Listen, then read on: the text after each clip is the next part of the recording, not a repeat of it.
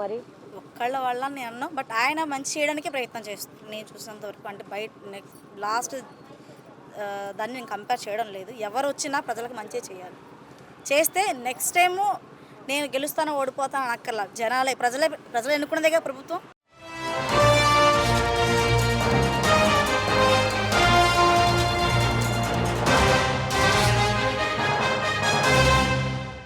అమ్మ మీ పేరేంటమ్మా?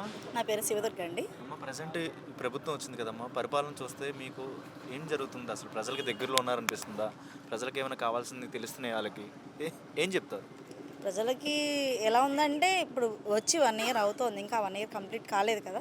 సో మార్పు జరగాలంటే ఒక రోజుతో సాధ్యం కాదు. కొంచెం టైం పడుతుంది. అలాగని కంప్లీట్గా అలాని ఇలాని ఏది చెప్పలేము. బట్ కాకపోతే కొంచెం పాజిటివ్ రెస్పాన్సే ఉంది. సో ఇంకా చేస్తున్నారు. ఇంకా 4 ఏళ్ళు టైం ఉంది కాబట్టి ఏమైనా చేస్తారేమో ఎదురు చూద్దాం. బట్ ప్రయత్నం అయితే చేస్తున్నారు. వాళ్ళే చేస్తున్నారు. మన ఇల్లు చక్కదిద్దుకోవాలన్నా స్టార్ట్ అవ్వగానే అవ్వదు కదా.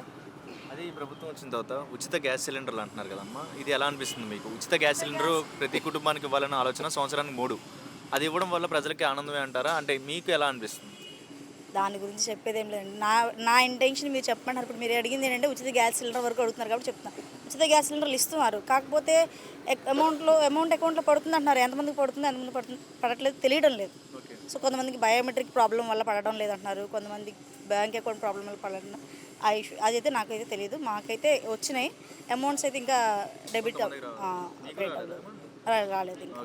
సో 100% అందరికి ఇచ్చేస్తే ఈ స్కీమ్ అనేది మంచిదే అంటారు. గ్యాస్ సిలిండర్ ఇవ్వడం అనేది, ఉచితంగా ఇవ్వడం అనేది అది ప్రతి ఒక్కరికి ఖచ్చితంగా వంట చేసుకుంటారు కాబట్టి గ్యాస్ సిలిండర్ బెనిఫిటే అది. నియర్లీ 1000 రూపీస్ ఉంటుంది. అది మంత్కి ఒక బండ ఖచ్చితంగా అవుతుంది ఈ నలుగురు ఉన్న వాళ్ళ ఇంటిలో. సో అది ఒక 3000 కలిసి వచ్చినట్టు సంవత్సరానికి. ప్రీవియస్లో జగన్మోహన్ రెడ్డి గారు మంచి సంక్షేమ పథకాలు అందించారు, ప్రజల్లో తిరిగారు. ఆయన కూడా ఎందుకు ఓటమి పాలయ్యారంటే ఏం చెప్తారు? గత 5 సంవత్సరాలు ఎలా అనిపించింది? ఏం జరిగింది? గత 5 సంవత్సరాలు ఏం జరిగిందంటే సంక్షేమ పథకాలు బాగా ఉన్నాయి మీరు అన్నట్టు. అంటే అమ్మఒడి ఇవ్వనివ్వండి, లేకపోతే ఇవి 18,000 ఇచ్చారు కదా 45 సంవత్సరాలు పైన వాళ్ళకి, వాళ్ళకి ఇచ్చారు. చేయూతని ఇట్లా చాలా ఇచ్చారు. కాకపోతే అమౌంట్స్ ఇస్తున్నారు. నా ఇంటెన్షన్ మీరు అడిగిన దాని ప్రకారం చెప్పాలంటే ఒకటే చెప్తా. ఇందాక నుంచి అదే చెప్తాను అనుకుంటే ఎవరు వచ్చి నేను ఇదే చెప్తాను. నెక్స్ట్ ఇంకొకసారి ఇంటర్వ్యూ చేసి చెప్తాను. సంక్షేమ పథకాలు ఇవ్వాలి, బట్ ప్రజలు బద్దకస్తులు అవ్వకూడదు. ఆ డబ్బుల కోసం ఎదురు చూడకూడదు. నేనేం చెప్తానంటే మీరు చేయగలిగినంత ఎవరికి చేయాలి. ఇప్పుడు పెద్దవాళ్ళకి పెన్షన్ ఇస్తారు, అలా ఇవ్వండి. ఎందుకంటే వాళ్ళకి ఓపిక లేదు కాబట్టి వాళ్ళకి ఏం చేయలేదు. సో వాళ్ళకి అదొక అమౌంట్ వస్తే కొంచెం ఆనందంగా ఉంటుంది. మందులకో దేనికో బాగుంటుంది. ఇట్లా కొంచెం ఓపిక ఉన్న వాళ్ళు ఎవరైతే ఉన్నారో, యువత ఎవరైతే ఉన్నారో, చేసుకోగలిగే వాళ్ళు ఎవరైతే ఉన్నారో వాళ్ళకి సంక్షేమ పథకాల కంటే వాళ్ళకి పని చేయగలిగే వాళ్ళకి పని కల్పించండి.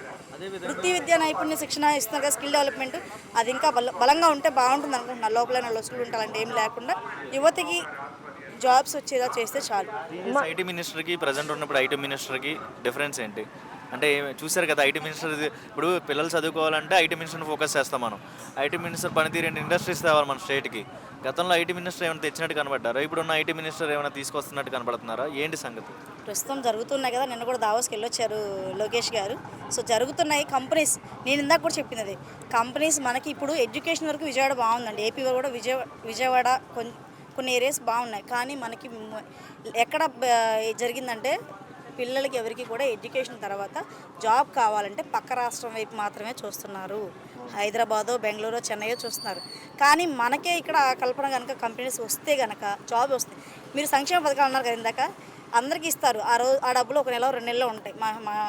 మేబీ జాబ్ ప్రతి ఇంటికి ఒక పిల్లోడికి జాబ్ వచ్చింది అనుకోండి, ప్రతి మంత్ వాళ్ళకి ఇన్కమ్ వస్తుంది. ఇన్కమ్ జనరేట్ అయినప్పుడే స్టేట్ డెవలప్ అవుతుంది. అది డెవలప్ అయితే కంట్రీ డెవలప్ అవుతుంది.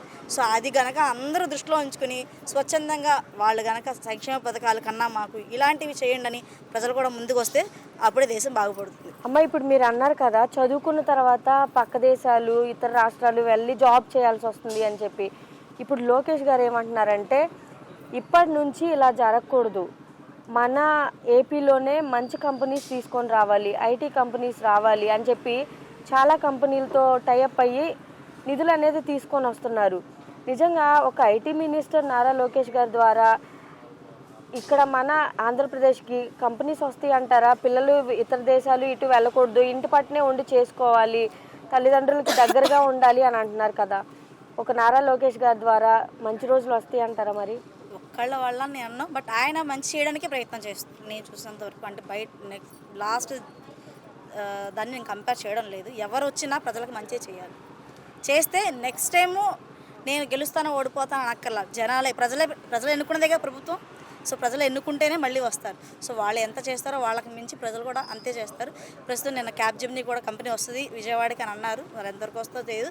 బట్ వస్తే కొంచెం టైం పడుతుంది. సో ఎస్టాబ్లిష్మెంట్ చేయడానికి పడితే మాత్రం జాబ్స్ ఇక్కడే ఉంటే నాకు ₹1,00,000 జీతం ఇక్కడే వచ్చింది అనుకోండి, ఎందుకు వెళ్తారు? అమెరికా ఎందుకు పోతారు? అంతేనా? చెన్నై ఎందుకు పోతారు? ఆ ₹1,00,000 ఇంకా అక్కడికి వెళ్ళి సెపరేట్గా మళ్ళీ వాళ్ళు రూమ్ అది అలాట్ చేసుకుని ఫుడ్ అది చూసుకుని ఖర్చు పెట్టుకుని మిగిలిన డబ్బులు ఇంటికి పంపిస్తారు. అదే ఇక్కడ వచ్చింది అనుకోండి, ఎందుకు వెళ్తారు? మన దగ్గర సౌకర్యాలు ఉంటే పక్క దేశం పరిగెత్తారు కదా. అంటే బిడ్డలు ఒక దగ్గర, తల్లిదండ్రులు ఒక దగ్గర ఉంటే అటు టెన్షన్ ఇటు టెన్షన్. అవునండి. మాది అంటే మా అమ్మమ్మ వాళ్ళది సొంతూరు పల్లెటూరు. మొత్తం అంతా వ్యవసాయం సంబంధించిన వాళ్ళందరూ. ఇప్పుడు అక్కడ మేము ఎప్పుడన్నా పండగకో అకేషన్కో వెళ్తాము. సో వెళితే పెద్దవాళ్ళు ముసలివాళ్ళు తప్పితే పిల్లలు అనేవాళ్ళు ఎవరు లేరు. ఎడ్యుకేషన్ పరంగా బయటకు వచ్చేస్తున్నారు. కొన్ని ఎడ్యుకేషన్ అయిపోయినామంటే జాబ్స్ లేవు. శ్రీకాకుళం డిస్ట్రిక్ట్ జాబ్స్ లేవు. కొంతమందే ఉన్నారు. మిగతా వాళ్ళందరూ కూడా పండగకి కనబడతారు తప్పితే మీ మధ్యలో ఎక్కడా కనబడరు. అందరూ వృత్తిపరంగా బయటకు వచ్చేసారు. అది ఇప్పుడు తల్లిదండ్రులను ఎవరు చూస్తారు? మీరు అన్నది అది. దానికి ఆన్సర్ చెప్తాను. అదే అక్కడే వాళ్ళకి సరౌండింగ్స్లోనే దొరికినాయి అనుకోండి జాబ్స్. ఒకళ్ళు బయటికి వెళ్ళిన ఒకళ్ళు ఉంటారు కదా. సో ఏమన్నా చెప్తా అంటే వీళ్ళు కూడా మేము కష్టపడుతున్నాం, మీరు కూడా అదే కష్టపడుతూ ఏం బతుకుతారు, బయటికి వెళ్ళండి, రూపాయి సంపాదించుకొని వాళ్ళు పంపించేస్తారు. ఓకే, రానున్న రోజుల్లో మరి ఈ ప్రభుత్వం ద్వారా ఏమన్నా మంచి రోజులు వస్తాయి అంటారా? వస్తున్నాయి కదా. కంపెనీ ఖచ్చితంగా వస్తే వాళ్ళకి వర్కర్స్ కావాలి. ఎవరు ఆపినా వాళ్ళు ఆగరు. వర్కర్స్ని వాళ్ళు తీసుకుంటారు. స్కిల్ ఉన్న వాళ్ళకి డిమాండ్ ఉంటుంది. సో ఆ రెండు కనుక పిల్లలు కూడా ప్రభుత్వం మీదే మొత్తం నేను భారం వేయడం. పిల్లలు కూడా ఎవరు స్కిల్ నేర్చుకోవడం లేదండి. చాలా వరకు ఎంతసేపు తల్లిదండ్రులు ఫోర్స్ చేస్తున్నారని చెప్పేసి చదవాలని బ్యాగ్ ఇంత బండిడ మోసుకెళ్తున్నారు. ఆ బండిడ మోసుకెళ్ళినట్లు అదే బండిడ బ్యాగ్ మోసుకెళ్తున్నారు. అందులో ఒక బుక్ చదవమండి రోజు చదవు బచ్చను. ఎందుకంటే అది పెద్ద బుద్ధిబండలాగా.